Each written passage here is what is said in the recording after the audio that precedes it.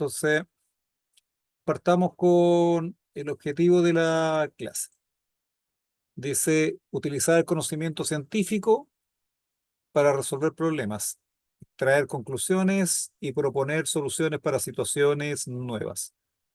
Ya, este objetivo, ¿cierto? Es un objetivo que está propuesto del ministerio, ¿cierto? Para el tema de los exámenes, ¿cierto? Un objetivo bastante amplio que hay que ir desarrollándolo en las distintas clases, ¿ya? Pero que tiene que ver, digamos, con el aporte que tiene la ciencia al mundo real, ¿ya? Obviamente personas que, por ejemplo, trabajan en laboratorio, trabajan en industria o empresas relacionadas, eh, pueden estar practicando, digamos, este tema. Pero también, ¿cierto? Puede ser aplicada a situaciones cotidianas, que en las clases uno los va involucrando de alguna manera,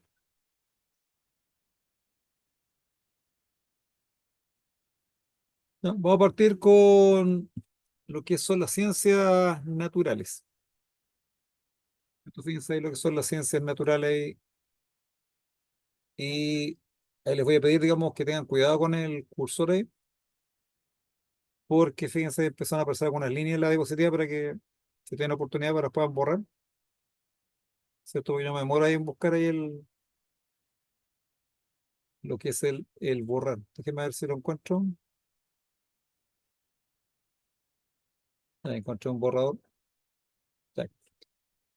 Cierto que tengan cuidado, digamos, con las teclas. Ya, entonces, bien se dice, las ciencias naturales son todas aquellas disciplinas científicas que se dedican al estudio de la naturaleza. A grandes rasgos, ¿cuáles son las más importantes? Estamos hablando de biología, química y física. Y esas tres tienen a su vez subáreas de conocimiento, ¿ya? Por ejemplo, los que aparecen ahí en la pantalla, ¿ya? Los primeros que aparecen como ejemplo ahí están relacionados con la física. Veamos el contexto, por ejemplo, de esas áreas. Imagínense ahí donde dice astronomía. Astronomía, bueno, ustedes la ubican, el estudio ahí del universo, ¿ya? O sea, un área que tiene muchos siglos de estudio, porque, bueno, desde que el hombre es hombre, ¿cierto? Ha estado mirando el cielo y preguntándose qué es lo que hay allá arriba. Ya ahí vemos los conceptos como los planetas, las estrellas, las galaxias, el universo en sí mismo, y que en la actualidad ha tenido bastante auge, ¿cierto? Por el desarrollo de los telescopios y por los telescopios que están sobre la Tierra, ¿cierto? En el espacio, dando imágenes ahí de alta resolución. ¿Cierto? Que nos están entregando nuevo conocimiento con respecto a, a lo que es la astronomía, ¿cierto? Cada vez tenemos más conocimiento. Después aparece otra área, lo que es la óptica. Ahí, por ejemplo, tenemos los distintos tipos de lentes, por ejemplo, los que se utilizan en los telescopios, por ejemplo, los que se utilizan en los microscopios, ¿ya? Un área de la física también bastante importante y que se ha seguido desarrollando, ¿cierto? Por ejemplo, ahí uno puede tener estos lentes, ¿cierto? Que le permite ahí regular la visión, ¿ya? Tenemos otra área que es la mecánica, ya que tiene que ver con el movimiento, ¿cierto? Ahí aparece los distintos elementos del movimiento, la descripción del mismo y las causas que ocasionan el movimiento. Ahí aparecen las fuerzas, la energía, el concepto de potencia, velocidad, aceleración. Están acá en esta parte. Después tenemos cierta otra área de la física que es la electricidad y magnetismo. Tremendamente relevante y importante en la actualidad, porque bueno, ¿qué seríamos nosotros sin la electricidad? ¿Cierto? Se utiliza en laboratorio, industria, empresa, ahora se utilizan en transporte, ¿ya? En lo que es motores, ¿ya? En distintos temas, ¿ya? Y bueno, claramente uno podría ver el tema de que, ¿qué seríamos si no tuviéramos la electricidad? ¿Cierto? Ahí no podríamos comunicarnos, básicamente como sociedad dependemos mucho de este tipo de energía. ¿Ya? Déjeme revisar un poco ahí el chat.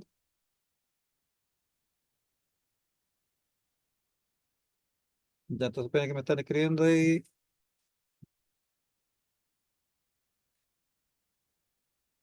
Voy a responder ahí los que están en el chat.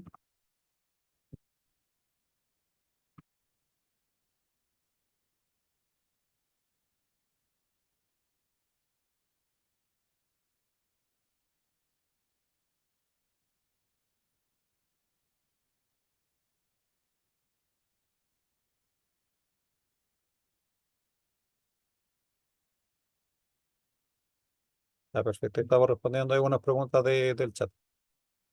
Ya, entonces, después, fíjense, aparecen las áreas de la química, ¿cierto? La química estudia todo lo que nos rodea. Aparece la parte industrial, laboratorio, la ingeniería química. ¿Ya? Después tenemos clases específicas, en las cuales ahí uno entra al detalle. Y después, por ejemplo, aparecen áreas como de la biología, botánica, zoología, genética, evolución, etcétera. ¿Ya? Entonces, ahí uno puede, digamos, y podría agregar otras áreas más, ¿cierto? Probablemente a lo mejor a ustedes se les ocurre otro tipo de áreas relacionadas con las ciencias naturales. ¿Cierto? Fíjense, ya acá le agregué algunas imágenes de lo que les estaba mencionando. ¿Cierto? Acá a la izquierda, ¿cierto? El universo relacionado con el astronomía. Después acá una ampolleta relacionada con la electricidad, el magnetismo. Acá una imagen de un laboratorio químico. Y acá abajo el ADN, ¿cierto? Genética, biología. Ya, entonces, esta es como una presentación, digamos, de lo que es la introducción a la ciencia, ¿cierto? Mencionando que existen distintas áreas, ¿cierto? Y reforzando ahí, son todas aquellas disciplinas científicas que se dedican al estudio de la naturaleza. ¿Ya? Déjenme ver el chat ahí. Siguen agregándose más personas que han llegado un poquito más tarde. Entonces, fíjense algunos detalles con respecto a las ciencias naturales. Dice, se encargan de estudiar los aspectos físicos, químicos y biológicos de la realidad, basándose en las observaciones de un hecho determinado, experimentando, razonando, y que además están sustentadas en conceptos generales, teorías, principios y leyes. Ya, entonces, todo esto que les estoy mencionando, probablemente más de algunos no ha escuchado estos términos, si los ha escuchado, ¿cierto? No los ha desarrollado, ¿cierto? Entonces, estos elementos los vamos a mencionar en la presentación, ¿cierto? Vamos a ver el método con el cual trabajan las ciencias naturales, que es el método científico, y vamos a revisar estos temas que están acá, ¿cierto? Conceptos generales, teorías, principios y leyes, ¿cierto? Estamos entrando, ¿cierto? Ahí al lenguaje de las ciencias naturales. ¿Ya? Veamos entonces este tema que les estoy mencionando con ejemplo. Fíjense ahí el concepto de principio científico, ¿cierto? Acá, por ejemplo, está con el tema de lenguaje. Dice, principio viene del latín principium, que significa inicio, comienzo, origen, ¿ya? Pero veamos, ¿cierto? Con respecto a lo que son las ciencias, ¿cierto? Fíjense, los principios científicos dice, se establecen sobre la base de evidencia experimental, ¿cierto? Y hechos concretos. Dice, aplicable a un grupo definido de fenómenos y condiciones. Entonces, ¿qué es lo que ocurre? Muchas veces uno realiza observaciones, no solamente en el mundo científico, uno constantemente está mirando, está observando el entorno que nos rodea. Ya, entonces, con esta observación, los científicos empiezan a ver que a su entorno, ¿cierto?, hay ciertas problemáticas. Entonces, el científico dice, ¿cómo podríamos solucionar esta problemática? Y ahí empieza a aplicar el método científico, ¿cierto? Que dice, lo primero que hay que hacer es observar, ¿cierto? Planteo que existe una problemática. Después desarrollo una hipótesis, una conjetura, ¿cierto? Una idea de cuál podría ser la solución a la problemática que tengo. Pero posteriormente tengo que llevar todo eso a experimentación para obtener evidencia, ¿cierto? Obtener cierta información con respecto a lo que yo estoy mencionando. Y en base a eso, ¿cierto? puedo, ¿verdad?, establecer análisis y conclusiones. ¿Ya? Y obviamente, fíjense, dice que esto puede ser aplicable a un grupo definido de fenómenos y condiciones. ¿Ya? Obviamente, las condiciones que yo estoy estableciendo dentro de mi observación. ¿Cierto? Fíjense, dice, es un tipo de ley general que permite explicar distintos fenómenos físicos, químicos y o biológicos. ¿Ya? Entonces, resumiendo esta parte, ¿cierto? Hay que tener evidencia, evidencia experimental. ¿Ya? Y cuando hablamos de principios científicos, ¿cierto? Estamos hablando de un tipo de ley general que permite explicar ciertos distintos fenómenos. ¿Ya? Voy a colocarle algunos ejemplos concretos, ¿no?, de las distintas áreas de física, biología y química, ¿cierto? Para ir entendiendo más o menos cómo se entiende esto en la práctica. ¿Ya? Entonces, ven ahí, vamos a revisar el principio de conservación de la masa de Lavoisier. ¿Ya? ¿Habían escuchado alguna vez ese principio? El principio de Lavoisier. ¿Alguien lo No, había profesor, escuchado? hace hartos años que dejé de estudiar, así que Ah, ya, no me acuerdo. ya, perfecto. Ya, entonces, bueno, puede que alguien ahí se acuerde o lo haya escuchado alguna vez. Si no, no importa. Esto lo vamos a revisar acá. Fíjense, dice, la masa no se crea ni se destruye, solo se transforma. ¿Cierto? La masa tiene que ver con la cantidad de materia, ¿cierto? Esta materia que está en todas partes. Y esta idea, ¿cierto?, que uno la ve como bastante lógica, bastante obvia en nuestros tiempos. Tiempo atrás no era así. Alguien tuvo que pensar esta idea, ¿cierto? Hacer análisis, experimentos para darse cuenta que ocurría esta situación. ¿Cierto? Este caso fue Lavoisier, un científico francés. Entonces vamos a ver qué fue lo que hizo Lavoisier. Esto acá, bueno, obviamente es un resumen. Dice, situación que ocurre en las reacciones químicas, donde los reactantes se transforman en productos. Ya, entonces, bueno, con esta diapositiva eh, estamos hablando de un ejemplo de principio, pero vamos a aprovechar, ¿cierto?, de hablar un poquito también de química. ¿Cierto? Recordar química que probablemente puede que la hayan visto en algún curso.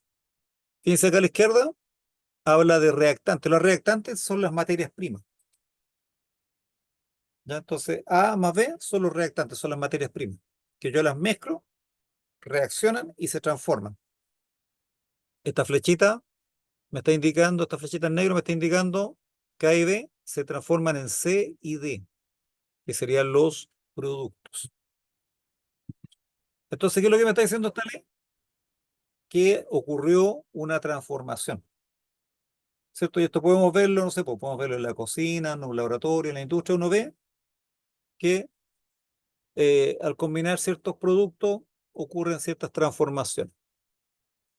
¿Ya? Entonces, acá está expresada esta ley en forma genérica. Miren, la vamos a ver en detalle para que más o menos capten qué fue lo que hizo Lavoisier. Por ejemplo, fíjense aquí entre más específico todavía. Estamos, estamos dando un ejemplo de principio, en este caso el principio de conservación de la masa, ¿cierto? A través de la química. Ya, fíjense que lo importante no es que se compliquen acá con las fórmulas, ¿eh? Pero más o menos para ir entendiendo y acercándonos ahí un poco a la química, ¿cierto? Después uno ve en detalle qué es lo que viene en el examen. Fíjense, a la izquierda están las materias primas, los reactantes, metano y oxígeno, ¿cierto? Ahí están sus fórmulas químicas respectivas, ¿cierto? Dice que yo los combino, ¿cierto? En presencia de temperatura, calor y una fuente de ignición, ¿cierto? Se produce la llama, se produce la combustión, se libera energía y además se produce dióxido de carbono y vapor de agua. ¿Ya? Entonces estas reacciones de combustión las conocían, digamos, en la antigüedad. Entonces conocían, digamos, los componentes que estaban participando. Pero lo que no sabían, eh, qué es lo que estaba ocurriendo realmente, porque muchas veces, como no tenían el conocimiento científico, pensaban que existía magia, no sé, algo esotérico, algún espíritu de por medio, que tomaba estas materias primas y las convertía en productos. Pero ahora en la actualidad sabemos que no es así. Sabemos que hubo una transformación, ¿cierto? Acá los distintos átomos que estaban unidos de cierta manera reaccionaron entre ellos y se transformaron en estos productos que están a la derecha. ¿Ya? Sigamos avanzando acá, fíjense la grandeza de lo que hizo acá el aguacero, ¿cierto? Fíjense, izquierda reactante, a la derecha producto. ¿Qué fue lo que hizo él? ¿Y qué fue lo tan genial que hoy en día tampoco no tiene nada genial? Se le ocurrió tomar la balanza y dijo, vamos a hacer mediciones.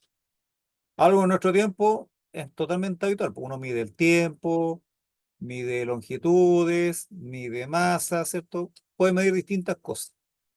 Entonces él dijo, vamos a medir la masa de estos compuestos que están participando en la reacción química. Entonces, fíjense, a la izquierda, 16 gramos de metano, 64 de oxígeno. Si lo sumamos nos da 80 gramos. Y fíjense a la derecha, se obtuvo 44 gramos de dióxido de carbono y 36 de agua. Si lo sumamos da 80 gramos. Entonces, fíjense, la masa inicial es igual a la masa final. Y él hizo distintos tipos de reacciones y hizo mediciones. Se dio cuenta que esto se empezaba a cumplir. Entonces él estableció el principio de conservación de la masa. Entonces él dijo, nada se crea, nada se destruye, todo se transforma.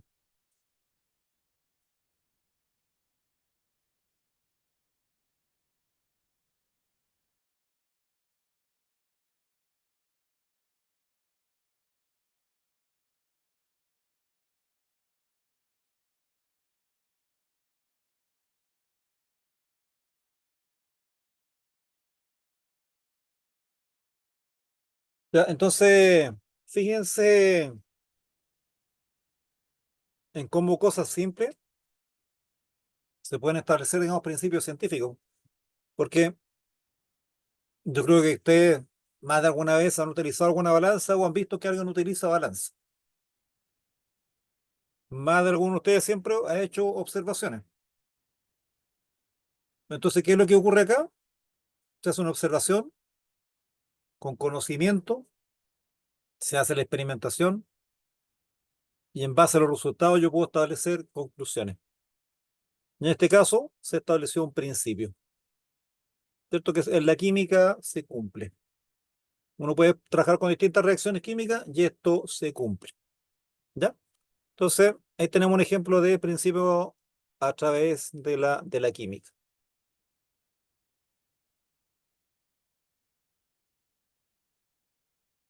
Ya, fíjense acá otro, otro ejemplo de principio, pero ahora con respecto a la biología, ¿cierto? Dice principio de la biogénesis. ¿A qué se refiere esto? Dice, todo organismo proviene de otro, ya sea que esté formado por una célula unicelular, caso de las bacterias, o multicelular, ¿cierto? Por ejemplo, el ser humano, o sea, muchas células. Todo esto a través de la reproducción. Entonces, eso en la actualidad también, para nosotros no tiene tampoco nada de novedoso, ¿cierto? Todos sabemos que todo organismo proviene de otro organismo, ¿cierto? En el caso de las bacterias, ¿cierto? Se produce a través de una división de ellas, y en el caso de los multicelulares, ¿cierto? A través de la reproducción. Pero, obviamente, tiempo atrás no tenían tampoco tan claro esto. Pero, a través de observaciones, experimentación, razonamiento, pudieron llegar a conclusiones y establecer este principio. Fíjese, dice, toda célula proviene de una célula preexistente a través de la reproducción celular. Por lo tanto, la mínima unidad capaz de expresar la vida es la célula. ¿Cierto? Que es tremendamente importante ahí en la biología. ¿Ya? ¿Han escuchado alguna vez hablar de la palabra célula? ¿De este concepto?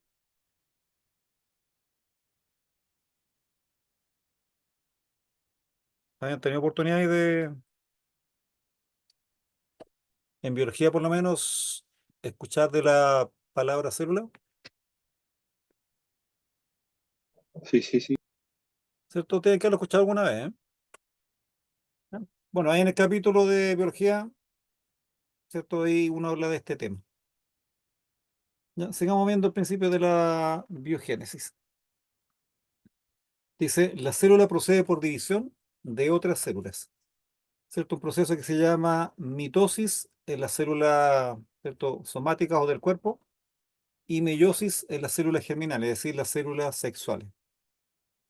¿Ya? Son procesos, digamos, que para explicarlo requiere, cada uno requiere una clase completa. ¿Cierto? Pero, por ejemplo, imagínense una célula de piel. ¿Cierto? En el proceso de producción de esta célula de piel se divide en dos. ¿Cierto? Y esto, digamos, que sería el proceso de mitosis, ¿cierto? Permitiría que, eh, por ejemplo, si hay un deterioro de la piel, un desgaste, ¿cierto? Por algún daño, ¿cierto? La piel ahí puede, digamos, recuperar, ¿cierto? Los tejidos, ¿cierto? Y esto ocurre, digamos, a través de la reproducción celular. Ya, acá, ¿cierto? Al margen, para que más o menos ustedes ubiquen, esto constantemente está ocurriendo en los organismos. Por ejemplo, las bacterias se reproducen cada 20 minutos, cada 30 minutos, una reproducción muy rápida. Y en el caso de las células de los distintos tejidos que tenemos, ¿cierto? Tienen también reproducción, algunas muy rápidas y otras más lentas. Pero durante todos los días, durante toda nuestra vida, está ocurriendo este fenómeno. Es que uno no se da cuenta, po, ¿cierto? Uno piensa que uno es el mismo del día de ayer, pero no es así, po, ¿cierto? Murieron muchas células y se generaron muchas células nuevas constantemente y se están renovando. Fíjense ahí abajo les coloqué un esquema bien resumido, ¿cierto? Este proceso de división celular. A la izquierda, fíjense, acá me está simbolizando una célula con sus cromosomas. Entonces, en este proceso es bien simplificado, como les digo, esto es una clase completa, ¿cierto? En el proceso de división, la célula empieza a crecer y empieza a duplicar su estructura. Después empieza un proceso de separación y finalmente se generan dos células, ¿cierto? Idénticas a la célula original, ¿cierto? Esto a través del proceso mitosis. Y esto constantemente está ocurriendo. Ya, entonces acá estamos, fíjense, hablando del principio de la biogénesis, un principio que sería en este caso un ejemplo de la biología. Ya, fíjense ahora, vamos a otro concepto que es la teoría científica.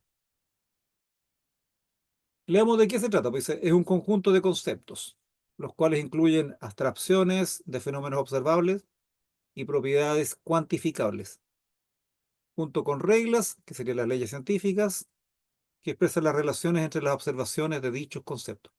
¿Ya? Fíjense, acá hay bastante idea. ¿Cierto? Por ejemplo, fíjense la palabra abstracciones. Por ejemplo, eso uno lo ve mucho en la química. Fíjense, yo cuando les coloqué el ejemplo de la química, aparecían fórmulas químicas, aparecían letras que simbolizaban elementos químicos, ¿cierto? Una flechita que significaba transformación. Entonces, son abstracciones, digamos que uno para entender, por ejemplo, la química, que nosotros no podemos ver los átomos, sí podemos mentalmente, ¿cierto? Imaginarnos modelos, hacer abstracciones, ¿cierto? De esta realidad. Ya, entonces, se va viendo el concepto de teoría científica. ¿Cierto? Dice, una teoría científica se construye para ajustarse a los datos experimentales, obviamente que están disponibles sobre dichas observaciones, y se propone como un principio o conjunto de principios para explicar una clase de fenómenos. Entonces, fíjense qué es lo que ocurre. Abajo les coloqué dos imágenes. A la izquierda, ¿cierto? Ahí tenemos un laboratorio, probablemente biológico por el microscopio, ¿cierto? Se está haciendo ahí observación, ¿ya? Está obteniendo información. Ya a la derecha, fíjense, tengo una persona con el computador que está procesando esa información, ¿cierto? Probablemente ahí está aplicando estadísticas, haciendo gráficos, haciendo tablas de datos, haciendo comparaciones.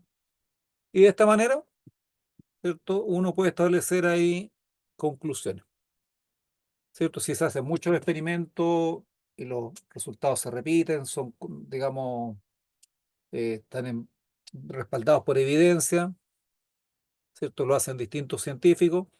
Uno podría llegar a establecer principios, ¿cierto? Y podría también llegar a establecer una teoría científica. ¿Ya? Voy a dar algunos ejemplos de teoría científica, ¿cierto? Para que vayan captando de qué se trata. ¿Cierto? Por ejemplo, fíjense la teoría celular. Esta teoría, para lograr establecerla, tuvieron que pasar siglos. ¿Ya? Participaron muchísimos científicos, muchísimas observaciones, muchísima experimentación, mucho razonamiento. Y se establecieron los postulados que están acá. Dice, la célula es la unidad estructural de los seres vivos. ¿Qué significa eso?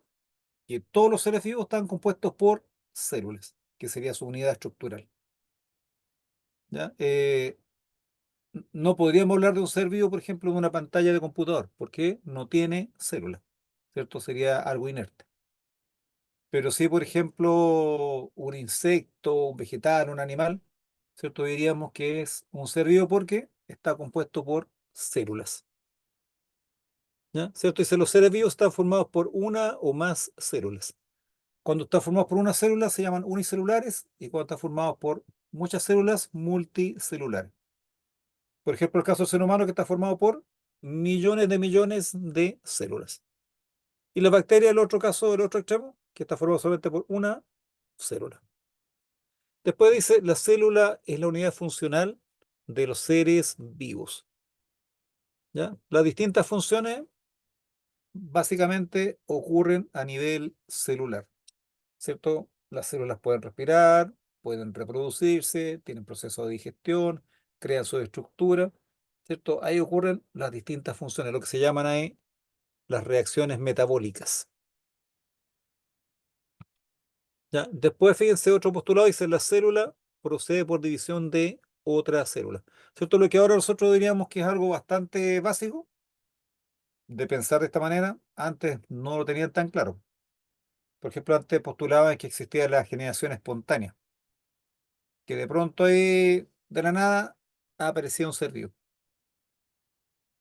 ¿cierto? Pero después de ciertas observaciones, algunos experimentos que se hicieron, se dieron cuenta que no, ¿cierto? Que siempre una célula procede de otra anterior. Ya, acá le agregué un esquema bien simple, ¿eh? Para ir recordando, digamos, la estructura de una célula. ¿Cierto? Acá un modelo bastante simplificado. Pero veamos las grandes estructuras de la célula para que después, digamos, las pueden ver en detalle. Fíjense, las células tienen un núcleo. Dentro de este núcleo está el material genético, ¿cierto? Que es el material hereditario, y el cual le permite a la célula poder tener instrucciones para realizar sus funciones y realizar sus distintas actividades, crear sus distintas estructuras. Eso está acá dentro de el núcleo.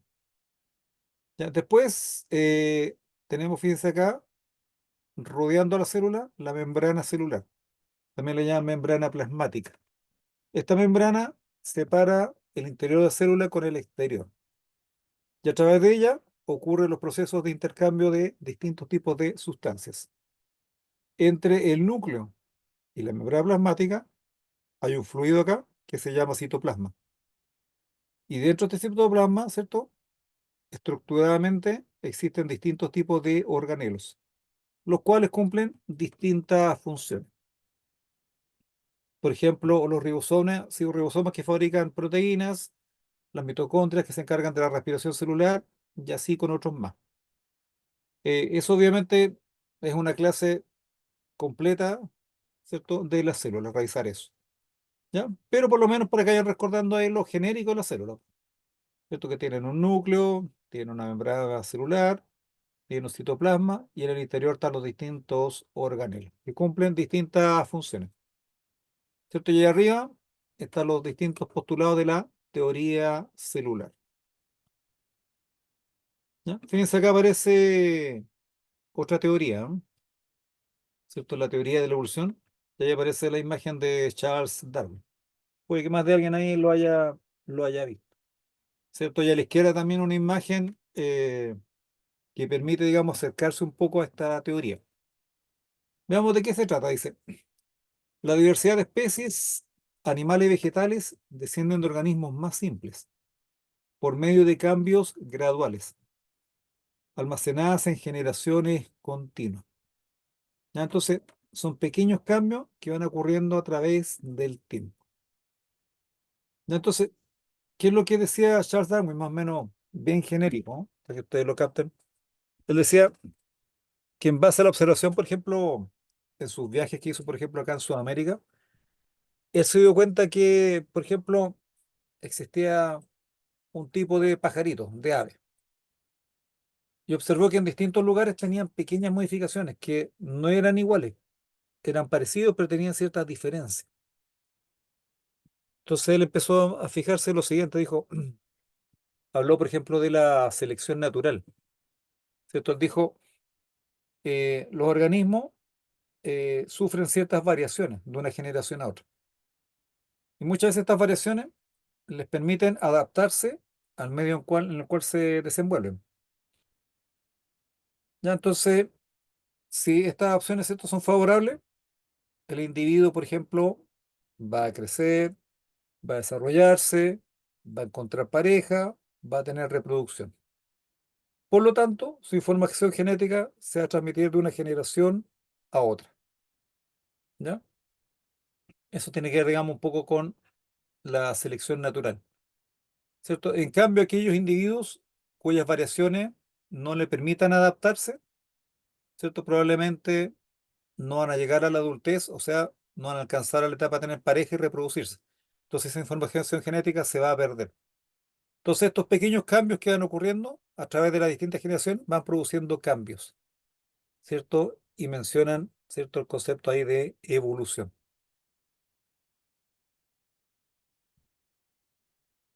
¿Ya? Después fíjense acá aparece otra teoría, ¿cierto? Que es la teoría de los genes. ¿Ya? ¿A qué se refiere esto? Dice, si un nuevo organismo se genera por la unión de un óvulo y un espermatozoide, ¿cómo son transferidas las características de los padres a sus hijos mediante partículas de materia viva? ¿Cierto? Entonces, fíjense a la derecha, tenemos la imagen ahí, obviamente esto es un modelo de un óvulo, ¿cierto? Y espermatozoide. Entonces, uno de estos espermatozoides va a poder ingresar en el óvulo, ¿cierto? Y va a empezar el proceso de la fecundación. El espermatozoide lleva la información genética del padre y el óvulo tiene la información genética de la madre. Entonces, cuando se produce la fecundación, ¿cierto? Se une, ¿cierto?, esta información, ¿cierto? Y el individuo pasa a tener todos los cromosomas de la especie, ¿cierto? Para que ustedes vayan recordando, ¿cierto? El caso del cromosoma, ¿cierto? O sea, el caso del espermatozoide, ¿cierto? Tiene 23 cromosomas y el óvulo tiene 23 cromosomas. Y cuando se produce la fecundación, ¿cierto? Logramos tener los 46 cromosomas, los 23 pares que tiene la especie humana. Y ahí va la información del padre y va la información de la madre.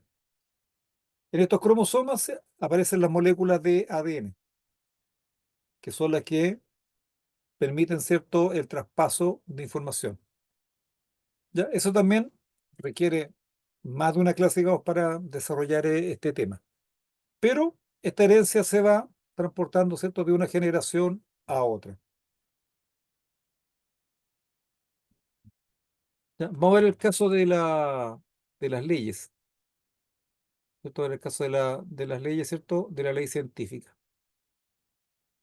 Dice, es una proposición científica que afirma una relación constante entre dos o más variables o factores, cada uno de los cuales representa una propiedad o medición de sistemas concretos.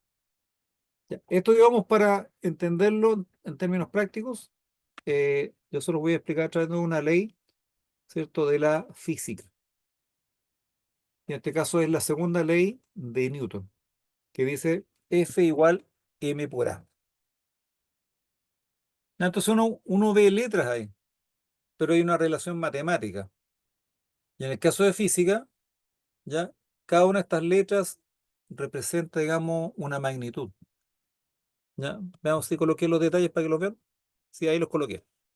Fíjese, F, en este caso dice, representa la fuerza aplicada en la unidad de Newton. M representa la masa en kilogramos y A representa la aceleración en metros por segundo al cuadrado. Ya, entonces, Newton, ¿cómo llegó a establecer esta ley científica? Primero, a través de razonamiento y observación. Imagínense que ustedes tienen un carrito de juguetes, lo tienen arriba de la mesa. Entonces usted dice, bueno, el carrito está arriba de la mesa, no se mueve. Pero ¿qué pasa si yo le doy un empujón, si le aplico una fuerza? El carrito va a empezar a moverse, o sea, va a empezar a tener velocidad. Inicialmente no se movía, tenía velocidad cero, pero después empieza a moverse, tiene velocidad. Por lo tanto, implica que ese carrito se está acelerando, es decir, está cambiando a. Por lo tanto, Newton dijo, bueno, si yo aplico fuerza a un cuerpo, un objeto, ¿cierto? Voy a lograr que este tenga una aceleración. Y también se fijó en lo siguiente, pues dijo, no da lo mismo empujar, imagínense, un carrito de juguete que empujar un auto de verdad. Entonces ahí aparece este otro concepto, esta otra magnitud, ¿cierto? Que es la masa. Entonces él dijo que después de mucha experimentación, mediciones, se dio cuenta que estaban relacionadas estas tres variables de esa forma, ¿cierto? Fuerza es igual a masa por aceleración. Hay una relación matemática entre ellas. ¿Ya? Entonces, a eso se referíamos una proposición científica, ¿cierto? Hay una relación entre variables. Entonces, fíjense acá, los coloqué un ejemplo de esta ley de Newton. Leámoslo, digamos, para que vayan captando, digamos, también lo que es la física, más o menos cómo se mueve la física. Dice, un autito juguete de masa 0,1 kilogramos alcanza una aceleración de 2 metros por segundo al cuadrado. Esto vayan imaginándose, ¿no? Un carrito de una masa muy pequeña logra acelerarlo. Y me preguntan por la fuerza que se aplicó para que esto ocurriera. Entonces la persona dice, bueno, existe una ley, ¿cierto? Y se acuerda que existe esta segunda ley de Newton, que es la que está destacado acá en celeste. F igual m por a. Y tiene los siguientes datos. Tiene el dato de la masa y el dato de la aceleración. Entonces la persona dice, vamos a aplicar matemática acá. Escribe la fórmula, fíjense, donde está la m lo reemplazó por 0,1 y donde está la a lo reemplazó por 2. Multiplicó y le dio 0,2. Y las unidades de fuerza son newton. Entonces, finalmente la respuesta a este ejercicio, la fuerza aplicada fue de 0,2 newton. Fíjense lo interesante, digamos, del conocimiento. O sea, si yo conozco esta ley y tengo esos par de datos, puedo llegar a un resultado numérico, a una magnitud, ¿cierto? De fuerza, 0,2 newton. Y se fijan, si la persona, por ejemplo, en este caso ustedes, si lo captan, este conocimiento lo pueden tener en 5 minutos y aplicarlo dentro de esos 5 minutos, ¿cierto? Es decir, eh, digamos, una grandeza del ser humano que en poco tiempo puede tener conocimiento y aplicarlo. Acá lo difícil, ¿cierto? Es la persona que logró desarrollar esta ley, ¿cierto? Para desarrollar esa ley le tomó muchísimo tiempo, muchísima experimentación, mediciones, observaciones, análisis de datos. Pero una vez que se establecen las leyes, después uno puede trabajarlas y llegar a resultados de forma muy rápida. ¿Ya? Entonces hay algunas personas que se dedican a la investigación. Muchas veces dedican su vida completa a investigar distintos temas. Y hay otra parte de las personas, en el mundo científico, en el mundo de la ingeniería, en el mundo de la aplicación, que toma estos conocimientos y los aplica. No se complica. ¿Ya? Por ejemplo, imagínense los que construyen un puente, que construyen un edificio, tienen que estar constantemente haciendo cálculos matemáticos, ¿cierto? Ya hay mucha física de por medio. ¿Ya? Pero ellos, digamos, toman el conocimiento que hay y lo aplican y obtienen, digamos, resultados. Entonces, más o menos para que vayan fijándose el tema de la física. Hay distintas magnitudes, están relacionadas entre ellas y cada magnitud, por ejemplo, tiene unidades. Y lo otro que tiene la física, que ocupa bastante la matemática. ¿Ya? Entonces, este es el ejemplo de la segunda ley de Newton. Ya. Lo último que vamos a ver en la clase, ¿cierto? Modo de introducción, ¿cierto? Porque fíjense, revisamos un poquito los conceptos de teoría, principio y ley. Vamos a ver el método que utiliza la ciencia, el método que utiliza para llegar a resultados. En esta diapositiva están ahí las distintas etapas. Las distintas etapas resumidas, o sea, uno podría agregar más etapas, más detalles. Pero básicamente hay una observación, se plantea un problema, ¿cierto? La hipótesis, ¿cierto? Una posible solución a ese problema. Se hace un diseño experimental, se trabaja experimentalmente, se obtienen resultados, se analizan y se llegan a establecer conclusiones. Ya entonces, a grandes rasgos, ¿cierto? Estas serían las distintas etapas del método científico. Vamos viendo de qué se tratan cada una de estas etapas. ¿Cierto? Fíjense con respecto a la observación. Dice, nosotros observamos con nuestros sentidos, tales como la vista, la audición, el tacto, el gusto y el olfato. Uno constantemente está haciendo observación. Esa información, ¿cierto? Que la captamos por nuestros sentidos, viajan por el sistema nervioso, ¿cierto? Biología, hasta nuestro cerebro, que las procesa, ¿cierto? Y envía una respuesta. Esto nosotros lo estamos haciendo constantemente en todo momento. Pero fíjense el siguiente detalle. Dice, como nuestros sentidos a veces son limitados para lo que estamos observando, los científicos, ¿qué es lo que hacen? ¿Qué hacen? Dicen, han creado equipos que pueden captar lo que nosotros no podemos. Por ejemplo, fíjense, los telescopios pueden observar a grandes distancias.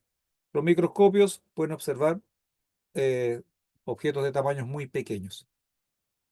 Y así, ¿cierto? Hemos sido capaces de crear instrumentos, equipos que nos permiten observar más allá de nuestros sentidos.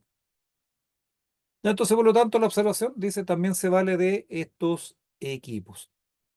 Por ejemplo, fíjense algo que nosotros utilizamos habitualmente. Por ejemplo, podemos medir temperatura con un termómetro, ¿cierto? Podemos ver la masa de un objeto utilizando una balanza, ¿cierto? Podemos medir volumen, ¿cierto? Con material de vidrio. Ya, entonces, esta es la primera etapa de la parte científica, la observación, que se ve fácil, pero hay que aprender, digamos, a observar. ¿Ya? Después, ¿cierto? Fíjense, vamos a ver ejemplos de observación. ¿No? Déjenme revisar acá. Ahí.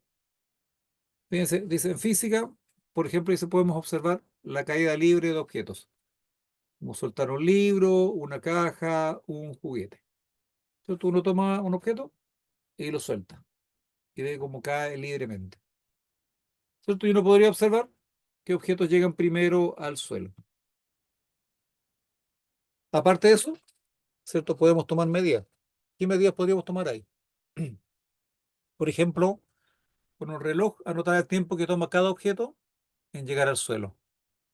También con una wincha podríamos medir la altura. ¿Cierto? Fíjense ahí, tenemos lo que les estaba mencionando. Entonces, imagínense una persona se ubica acá en la terraza acá del edificio y suelta objetos. ¿Cierto? Y esta distancia podría medirla, por ejemplo, con una wincha. Podría tener esa longitud. Y con un cronómetro, un reloj, ¿cierto? Podría demorarse el tiempo que se demora en caer. Entonces, fíjense acá, tenemos una observación y dentro de esa observación uno hace medición.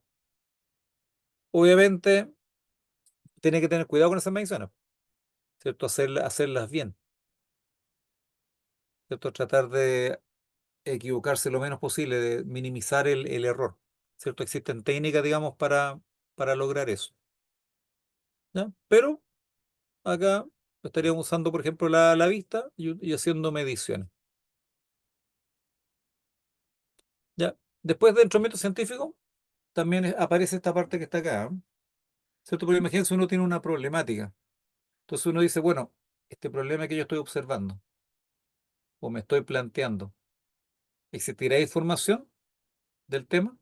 Entonces uno tiene que recurrir a la investigación, consultar internet, bibliotecas, consultar revistas, preguntarle a expertos, a profesores, a compañeros de trabajo, ¿cierto? Y de esa manera puedo tener cierta información con respecto a lo que estoy estudiando, ¿cierto? Si yo hago una buena investigación, voy a poder, ¿cierto? Hacer un aporte, digamos, a lo que estoy estudiando. Porque si yo lo que estoy pensando investigar ya otros lo hicieron y lo han hecho 1000 veces, probablemente no sería mucho mi aporte. Pero digo, a ver, estos 1000 aportes, o sea, estas 1000 investigaciones que han hecho, no investigaron lo que yo estoy pensando, ¿cierto? Entonces ahí tomo toda esta información y estoy creando una nueva investigación, un nuevo tema. ¿Ya? Posteriormente, fíjense lo que hay que hacer. Dice, definir el problema a estudiar. ¿Ya? El problema, dice, debe ser algo específico. Por ejemplo, fíjense acá qué es lo que dice. Dice, si investigas sobre qué tan rápido crece el césped, ¿cierto? El pasto. Dice, debes considerar que hay muchas variables y esto hace que el problema sea más complejo, pues el césped crece a distintas velocidades según, fíjense acá, colocamos algunas variables que estarían influyendo en este crecimiento, ¿cierto? Uno diría, bueno, me está influyendo el clima, me influye la estación del año, el tipo de suelo que estoy trabajando, la cantidad, por ejemplo, de fertilizante, la cantidad, ¿cierto?, de agua, la frecuencia con la cual estoy regando, y probablemente, si hay alguien que conoce bien el tema, pueden aparecer muchas mayores variables. Por ejemplo, fíjense, acá no aparece, pero también podría ser una variable a estudiar el tipo de semilla que estoy utilizando, el tipo de fertilizante que estoy empleando, la temperatura del ambiente, la humedad, ¿ya? Son muchas variables. Entonces, fíjense, para poder hacer el estudio, tengo que definir bien el problema. ¿En qué me voy a centrar? ¿Qué es lo que voy a estudiar?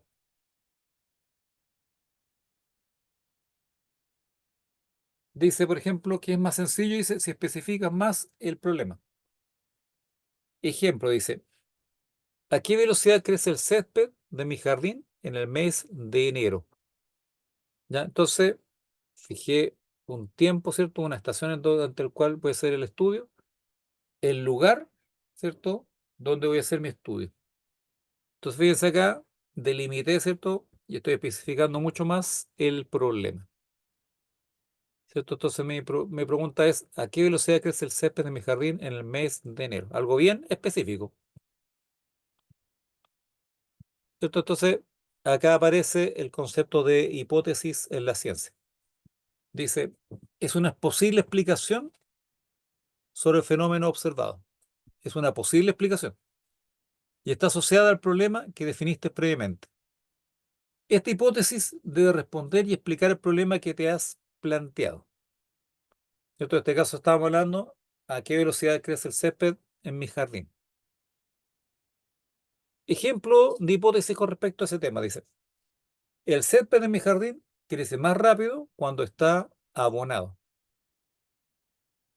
¿Se fijan ahí? Estoy colocando una posible explicación a la problemática que yo me estaba planteando. El césped de mi jardín crece más rápido cuando está abonado. Ya, entonces, si ustedes observan, ¿cierto? Esta hipótesis tiene bastante lógica. Y uno pensaría, bueno, yo creo que efectivamente esa es una posible respuesta, ¿cierto? Lo veo como bastante correcto, incluso antes de hacer la experimentación, ¿cierto? Esa es más o menos de las hipótesis, ¿cierto? Uno busca una posible explicación, ¿cierto? Basado, digamos, en la información que tiene, en base al conocimiento que uno tiene, ¿ya? Pero esa hipótesis hay que llevarla a experimentación. Entonces, fíjense, dice, es recomendable escribir la hipótesis y el motivo por el cual fue planteada, puesto que el objetivo de esta investigación es comprobar, ¿cierto?, esta hipótesis o refutarla, ¿cierto? Existen las dos posibilidades, que de acuerdo a los resultados que yo tenga, yo diga, esta hipótesis está correcta, perfecto, eso es, o mis resultados me dicen, ¿sabes qué? La respuesta no va para ahí, los resultados no están, ¿cierto?, aportando esta información, están diciendo otra cosa, ¿cierto? Entonces, fíjense, ahí tenemos una plantita ahí, ya alguien le está colocando abono. Entonces, acá surgen, con respecto al objetivo de la experimentación, ¿cierto? Que es validar o refutar la hipótesis, viene el diseño experimental. Y en el diseño experimental van a aparecer variables, ¿cierto? Variables dependientes y variables independientes. Las dependientes, fíjense, dicen, son factores que se mantendrán constantes durante el experimento. Ya, entonces acá hay un factor importante acá en el método científico. Si yo quiero hacer un estudio sobre una variable, tengo que mantener las otras constantes, ¿cierto? Para poder establecer conclusiones a la variable independiente, ¿cierto? Que dice que son las que sufrirán un cambio. Por ejemplo, dice, si queremos diseñar un experimento para comprobar si el césped de tu jardín crece más rápido cuando está abonado, las variables dependientes serían el sector del jardín que utilizar para el experimento, el clima y el tipo de césped. Y la variable independiente sería el abono. ¿Ya? El abono, ¿cierto? El que yo voy a estar variando. Lo otro va a ser constante. ¿Ya? Entonces, ya estamos llegando a la última diapositiva. Fíjense, dice, ahora con respecto a la etapa de las conclusiones. En esta etapa dice, se analizan los resultados para validar si la hipótesis es correcta o no. Por ejemplo, dicen, para el experimento del césped abonado deberías comparar las medidas finales del césped con abono versus las medidas del césped sin abono. ¿Cierto? Lo que se llama el grupo control. ¿Cierto? Un sector de mi jardín le coloqué abono y a otro sector del jardín no le coloqué abono para poder comparar, po, para saber si qué tan importante es el abono, ¿cierto? En la velocidad de crecimiento del césped. Entonces ahí tengo dos grupos, entonces puedo hacer comparaciones. Y acá surgen, dice, dos escenarios posibles.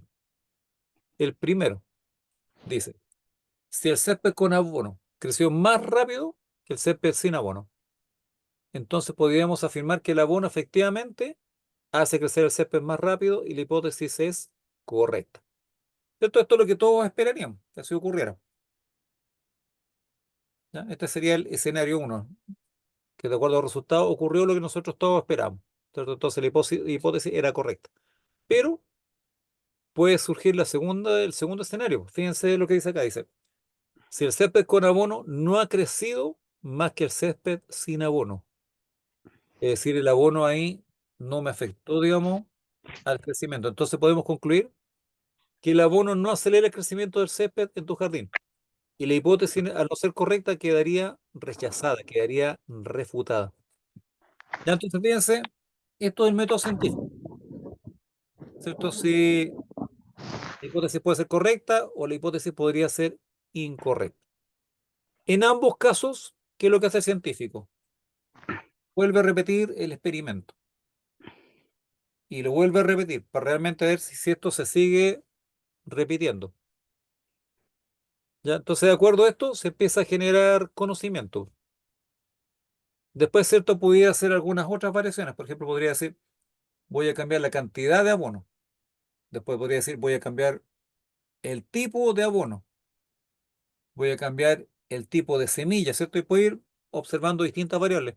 Y, por ejemplo, la gente que trabaja en agricultura, ¿cierto? Los que se dedican a este tema, estudian todos los tipos de variables, ¿cierto? Para finalmente ahí lograr los mejores resultados posibles, ¿cierto? Se fijan en la temperatura, en la humedad, el tipo de abono, los fertilizantes, la cantidad de agua, el tipo de tierra, etcétera. Revisan todos los factores, entonces cuando quieren, por ejemplo, lograr buenos resultados, tienen información, ¿cierto? Es decir, aplican el método científico. Ya entonces, finalizando, dice en esta presentación lo que nosotros hemos estado viendo, ¿cierto? Vimos conceptos generales de lo que es teoría, principios, leyes, y vimos también un resumen del método científico. ¿Ya? Esto es para los que llegaron más tarde a la clase, ¿cierto? Esta es como una introducción a las ciencias naturales, ¿eh? Entonces vimos muchos temas en poco tiempo. ¿Ya? En las clases que siguen a continuación, uno ve temas específicos, un tema específico de la química, un tema específico de la física. Y la idea dentro de esa clase, ¿cierto? Es dar la teoría, un ejemplo y ojalá dar ejercicios, ¿cierto? Preguntas. ¿Cierto? Muchas veces yo trato de colocarles preguntas que se han visto en exámenes anteriores, para que ustedes más o menos vayan ahí orientándose a cómo son los exámenes. ¿Ya? Entonces, esto sería por mi parte, digamos, acá en esta introducción, presentación de las ciencias naturales.